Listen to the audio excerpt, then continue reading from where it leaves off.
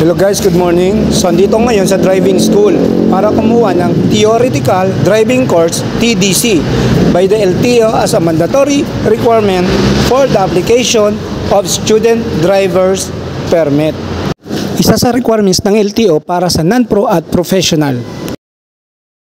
Hello guys, bago kayo sumakay sa motor o sasakyan, kailangan i-double check nyo yung tire, yung gulong kung flat ba siya o hindi, yung kung nagpapunction yung ilaw niya, yung signal light niya, at kung yung brake niya okay, at yung clutch niya okay, at yung speed niya kung okay, at yung oil niya kung okay.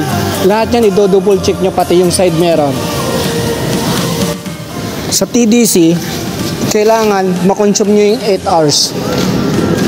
Start na kayo magmotor, so ipapractice nyo yung mga traffic sign. At dito rin ituturo at ipapractice yung tamang paggamit ng acceleration, accelerate, at ng clutch, at ng first gear, second gear, hanggang fourth gear. At ituturo rin dito at papractice nyo yung tamang pagbanking na hindi nyo kailangan ibaba yung paa nyo. Yung tamang pagliko sa left and right at tamang pag-overtake. At marami po kayong matutunan dito dahil dito po ay may trainer para i-guide kayo ng tama at ayos. Lalo na kung paahon po para hindi po kayo namamatayan ng gas. At kailangan din natin magsuot ng tamang kasuotan sa pagmumotor, kagaya ng motorcycle gloves, helmet, shoes, pantalon, motorcycle jacket, at motorcycle mask, at reflected vest.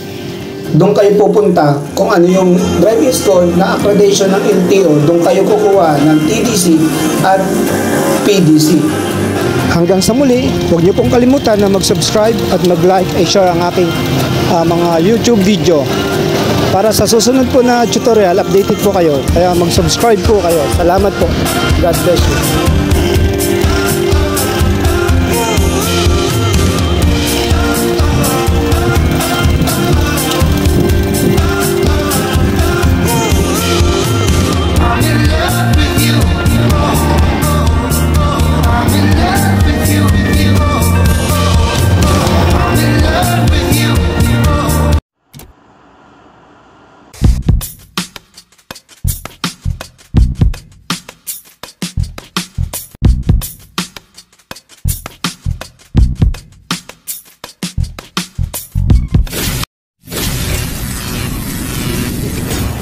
Idol Richard Channel.